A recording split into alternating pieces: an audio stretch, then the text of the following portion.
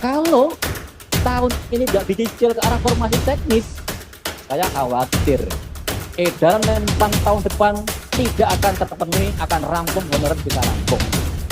Teknis tahun ini monggo diberikan ruang agar kami juga mengusulkan, baik yang di sekolah.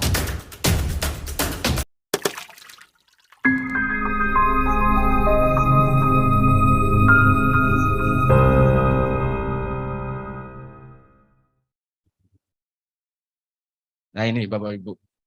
Yang pertama, pelamar prioritas dan pelamar umum. Nah, pelamar umum ini dari lulusan PPG terdapat di database teman-teman Dikbud. Kemudian baru benar-benar teman-teman yang umum ikut untuk melamar dari umum. Berikutnya Bapak Ibu panitia seleksi. Nah, di dalam Permenpan 20 diatur panitia seleksi adalah Panselnas satu, kedua kemudian panitia instansi pembina Dikbud, kemudian berikutnya adalah panitia instansi daerah. Pas Pak, teman-teman di daerah, instansi daerah perhatikan untuk seleksi prioritas 2 dan 3. Karena nanti melihat seleksinya melihat kesesuaian antara kualifikasi, kinerja, kemudian background check dan kompetensi di situ. Boleh lanjut, Mas? Nah, ini berikutnya tadi yang seperti disampaikan sebelumnya, yang pertama prioritas pertama menggunakan seleksi tahun 2021. Itu tadi Pak, yang 193.000 itu masuk dalam kategori prioritas pertama. Kemudian prioritas kedua dan ketiga, ini teman-teman yang tidak lulus 2022, termasuk di dalamnya THK 2, kemudian teman-teman yang sudah mengajar, mengabdi di instansi pemerintah di sekolah-sekolah negeri, minimal 3 tahun, ini dilakukan dengan menilai atau melihat kesesuaian kualifikasi akademik, kemudian kompetensinya, kinerja, dan pemeriksaan latar belakang. Ada Pak, nanti di dalamnya terdapat beberapa, misalnya di background check ini yang bersangkutan itu radikal atau tidak, kemudian termasuk dalam organisasi terlarang atau tidak. Kemudian kualifikasi pendidikan dilihat dari linearitas.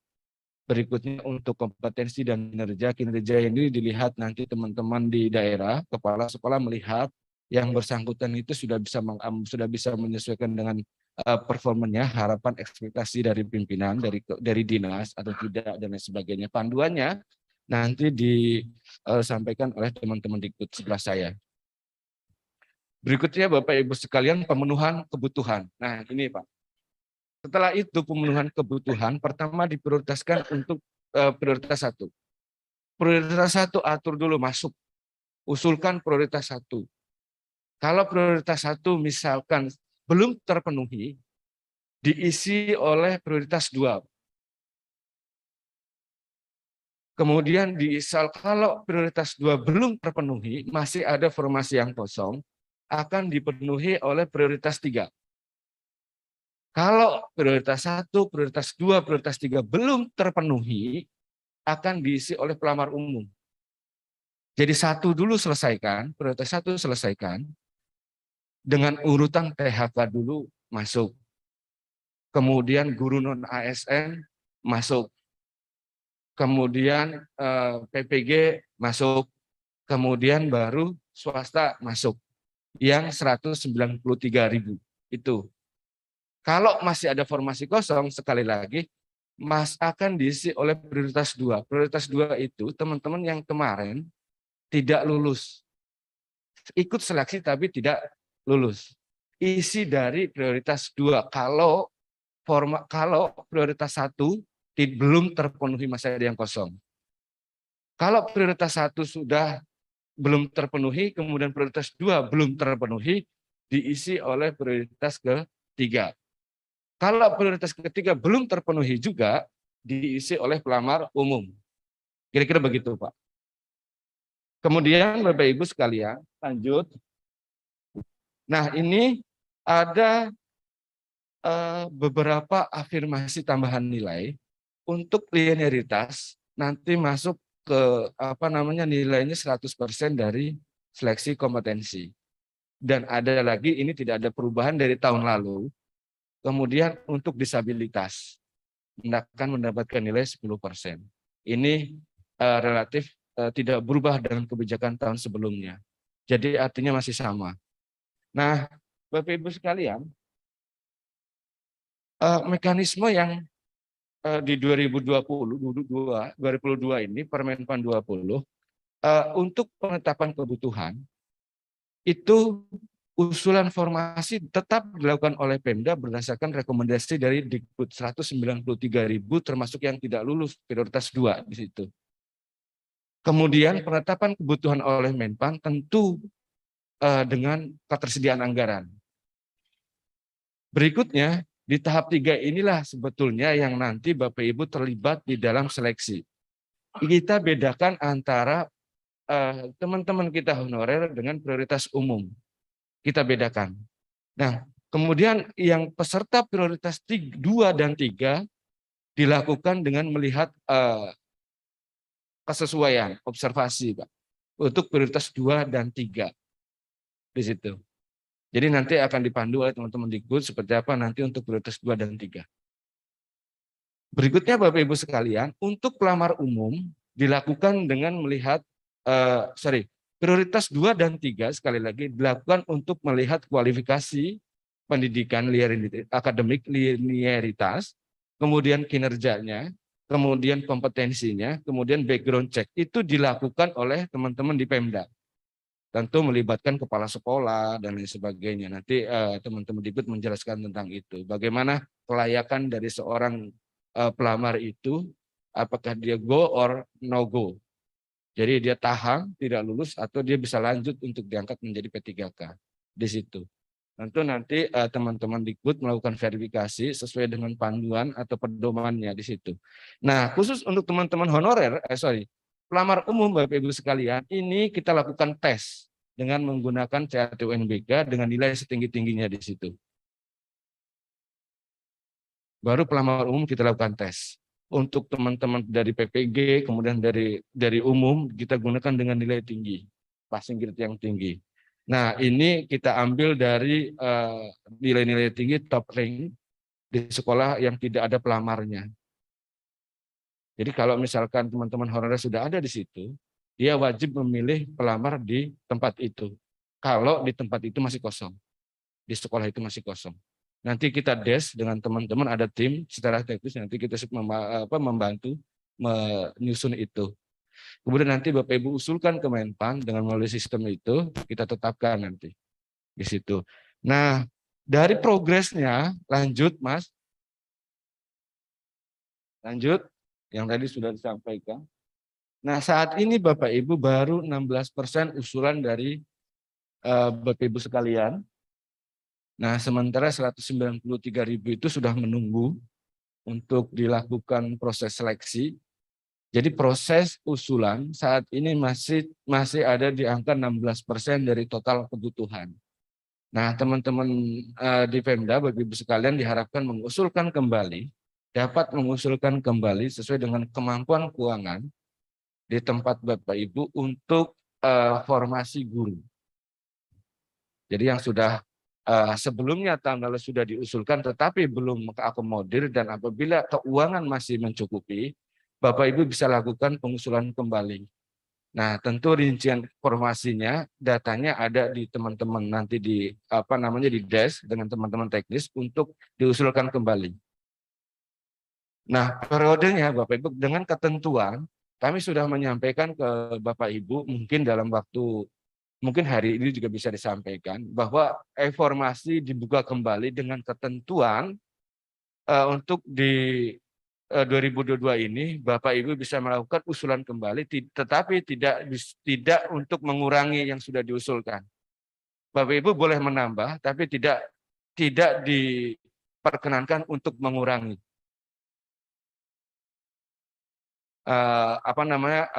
Nanti di desk teman-teman dibantu oleh teman-teman teknis Bapak Ibu sekalian untuk bagaimana mengusulkan kembali formasi yang sudah disampaikan tahun lalu, tetapi masih ada kebutuhan Bapak Ibu usulkan kembali di situ. Berikutnya yang periode saat ini dibuka untuk pengisian di tahap pertama. Tahap pertama 19 sampai 28 Juni di situ. Nah, kontrak kerja Bapak Ibu, berikutnya nanti teman-teman yang sudah ada diangkat kontrak kerjanya sesuai dengan Permenpan 70, bahwa teman-teman P3K diangkat dalam waktu 1 sampai 5 tahun, kemudian dapat diperpanjang kembali selama 5 tahun di situ. Nah, ini Bapak Ibu bisa bisa di download di JDH Kementerian Pan-RB. Mungkin itu Bapak Ibu sekalian, teknisnya nanti akan dibantu oleh teman-teman tim teknis Bapak Ibu sekalian untuk melakukan untuk merancang tempat-tempatnya termasuk data-data teman-teman kita yang sudah lulus tahun lalu termasuk yang tidak lulus tahun lalu. Di situ kita rancang, usulkan kembali sesuai dengan kemampuan keuangan Bapak Ibu sekalian. Kemarin sudah dijelaskan oleh Pak Dian Putra, Kementerian Keuangan. Nah, mekanisme untuk pengisian termasuk untuk seleksi prioritas 2 dan prioritas 3 nanti akan disampaikan oleh sebelah saya dari Kemdikbud Pak Adhika bagaimana mengatur prioritas 1 yang 193.000 itu untuk masuk diusulkan ke dalam formasinya.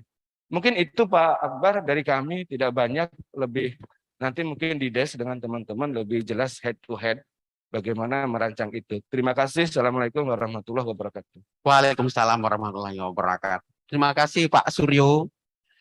Bapak Ibu, singkat narasinya tadi, tetapi di harapan kita itu jelas, ya, jelas meskipun ada gangguan lemot jaringan ya, sehingga dia agak lambat menyesuaikan dengan tampilan atau slide-nya. Baik, kita buka sesi 1. 3 nanya ya. Silakan Pak, Bapak ini dulu. Sebut nama Pak. Ya. Assalamualaikum warahmatullahi wabarakatuh. Waalaikumsalam. Yang kami hormati para narasumber baik dari Kemenpan Pak Suryo maupun juga dari Kemendikbud. Saya Sudarmanto dari Pemda Kulon Progo Jogja. Dari kepegawaian Pemda Kulon Progo Jogja. Oh, masker. Oh ya, mohon izin saya buka. Yang pertama, terima kasih dari Kemendiknas ya, dengan acara ini bisa menambah informasi dan juga memperkecil gap informasi dan kecurigaan dan khawatiran. Nah, satu itu. Pertanyaan pertama gini ke Pak Suryo. Saat ini tidaknya kami lah, TAPD, PPK, BKPP, ini masih khawatir dengan akan mendorong kembali usulan formasi guru. Ketika tadi malam ada nuansa jaminan akan masuk di DAO. Tapi Pak Suryo statementnya berkali-kali sesuai kemampuan daerah. Sehingga tolong usul kami kepada negara, pastikan kalau daerah mengusulkan kembali, ada edaran tertulis pada PPK ataupun pada kabupaten agar formasi guru yang akan diusulkan nanti akan dijamin lewat DAO tambahan dalam kerangka formasi pengadaan 2022. Kalau tidak, ini sama, senasib dengan kami. Saya kira kalau tidak, dimungkinkan 16% akan bertahan dari yang usul terkait dengan guru tadi. Itu satu Pak, nyuwun sewu. Jadi tolong ada edaran waktu, karena tadi Jogja ada sampai 28 Juni, kalau ada edaran menjamin bahwa akan ada nanti on top atau tambahan anggaran dalam kerangka penggajian, saya yakin daerah akan ada animo untuk mengikuti usulan kembali. Jadi edaran kami usul. Karena saat ini kami betul-betul kecelik kemarin Pak. Ada 700 PPK malah DAU turun. Di samping memang karena situasi pandemi. Tapi tolong dengan situasi ini kemarin kita kepegawaian agak tersudut di mengenai TAPD. 700 sudah ada tambahan keuangan. Sehingga ya problem. Tolong ini ada edaran Pak, satu. Yang kedua Pak Suryo yang saya hormati. Faktualnya, realnya, data yang di lapangan itu tidak hanya data guru dan kesehatan, tapi data teknis JFU, baik yang mengganti tenaga PNS seperti Perpres 38 atau tenaga yang berpotensi didorong oleh outsourcing. Kalau tahun ini tidak dicicil ke arah formasi teknis, saya khawatir edaran Menpan tahun depan tidak akan terpenuhi, akan rampung, honorer bisa rampung. Teknis tahun ini monggo diberikan ruang agar kami juga mengusulkan, baik yang di sekolah, karena realnya sekolah tidak hanya guru, tapi tenaga teknis. Kami kemarin Ponorogo sudah usul agar Perpres 38 itu juga ada ruang tenaga teknis yang juga diisi untuk di tenaga kependidikan. Ini jadi saya lihat Direktorat Jenderal Guru dan Tenaga Kependidikan. Tapi yang difokuskan hari ini baru sebatas guru. Jadi tolong Pak Suryo, tahun ini mohon dibuka. Kalau tidak, di kami itu mungkin ada 40-50% tenaga teknis selain guru dan kesehatan. Kalau tahun depan sudah di-off-kan, saya bukan pesimis, tapi yakin nggak akan rampung. Apalagi kalau tidak diikuti dengan gelundungan tambahan DAU dalam kerangka keuangan. Yang ketiga Pak Suryo, mohon izin, kami ini termasuk pelaku yang 2005-2009 mengikuti PP 48 2005, Pak. Saya pelaku karena waktu itu saya masih Kasubit, Kabit, Pak. Sehingga sekarang dikembalikan ke pegawai, saya mengikuti irama itu. Sehingga saya juga yakin tahun depan ke depan lagi dengan edaran dan PP 49, kalau desain kewenangan formasi dan P3K seperti ini tetap tidak akan rampung, akan muncul lagi non-PNS jilid baru. Saya yakin desain kewenangan. Karena kita itu di kepegawaian sudah stop, jangan rekrut dan rekrut. Tapi faktanya sekolah ada pensiun 2 atau 3 atau 5. Mereka alami akan merekrut. Oh, kita juga nggak bisa menutup mata. Aduh, daripada katakanlah siswa terbengkalai, kita diam-diam saja. Sehingga mohon ini kami usul bahwa kalau desain kewenangannya agak dirubah, Pak, saya yakin Pak, tahun depan, apalagi kalau tidak ada emergency exit ya, tetap tahun depan nggak akan rampung. Mungkin gitu Pak Suryo yang saya hormati. Jadi ada 3 usulan kami. Saya ulangi 1, mohon dibuat edaran untuk memastikan dan meyakinkan pada PPK dan TAPD bahwa tahun depan diikuti dengan sebuah alokasi anggaran. Yang kedua, tenaga teknis dicicil untuk formasi dibuka tahun ini. Kalau tidak, overload tahun depan. Sudah tidak mungkin bisa rampung. Yang ketiga, Pak, desain kewenangan pengemenuhan formasi. Terima kasih. Saya akhiri. Assalamualaikum warahmatullahi wabarakatuh. Silakan Pak Suryo. Baik, terima kasih. Pak, izin yang pertama, terima kasih ini masukannya Pak. Terus terang ini juga beberapa kesempatan ini masuk. Yang pertama terkait dengan surat edaran tentang terkait dengan keuangan. Kami paham teman-teman itu khawatir. Jadi yang pertama Pak, surat edaran ini beberapa kali kami berkoordinasi dengan teman-teman di Kementerian Keuangan sebetulnya. Dengan teman-teman Dagri sebetulnya, termasuk Dikbud. Nah, nanti juga Pak Adika ikut menjelaskan terkait dengan surat edaran terkait dengan keuangan. Apakah ada on top atau tidak. Nah kemarin, semalam ya Pak, semalam sudah disampaikan oleh Bu Ira, Pak Dian, ya kondisinya seperti itu. Nah mungkin kalau saya ini sih Pak, kalau saya pahami, karena AP3K di daerah itu dibebankan pada APBD itu Pak mungkin ya. Tapi mungkin nanti lebih jelasnya di DES nanti ada meja tertentu untuk dengan teman-teman keuangan Pak. Terus terang saya takut salah menjelaskan ini karena bukan kapasitas terkait dengan keuangan Pak. Tapi jujur beberapa kali kami koordinasi terkait dengan hal ini. Berikutnya Pak Darminto, guru dan kesehatan kemudian teknis, termasuk nanti desain kebijakan untuk mengakomodir mereka. Kami juga paham itu, semalam sudah dijelaskan oleh Bu Ira, Kemdagri, kami beberapa kali membahas terkait ini Pak. Desain kebijakan untuk P3K pelaksana. Nah untuk jabatan pelaksana itu kan ada sekitar 4.000 sekian Pak. Itu sedang didesain, diklerek. Di PP 49 pasal 2 itu ada ketentuan Pak. Sebetulnya ada ruang untuk kita cari solusi di situ. Oh iya, terima kasih Mas. Ada ruang untuk itu Pak desainnya. Tetapi yang pertama kita selesaikan dulu satu-satu Pak. Karena P3K itu bisa sewaktu-waktu kita lakukan pengadaan sesuai dengan PP 49.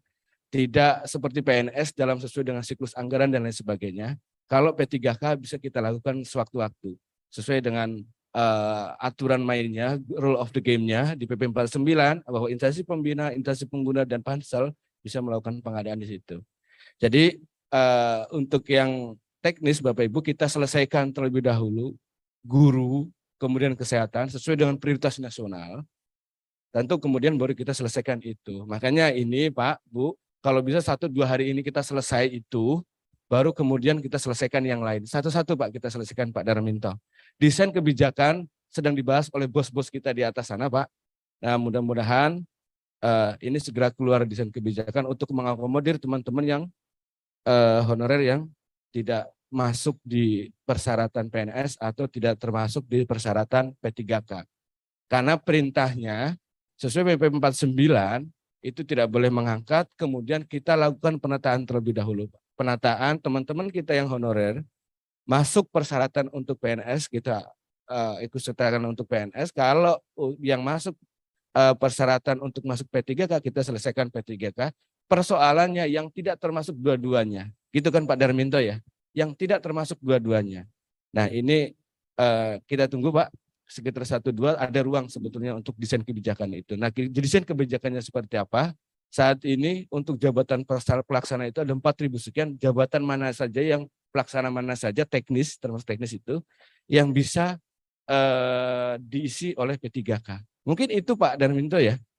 Nah terkait dengan keuangan nanti teman-teman di Kementerian Keuangan yang secara kapasitas akan menjelaskan itu on top dan lain sebagainya. Itu Pak Darminto ya. Terima kasih.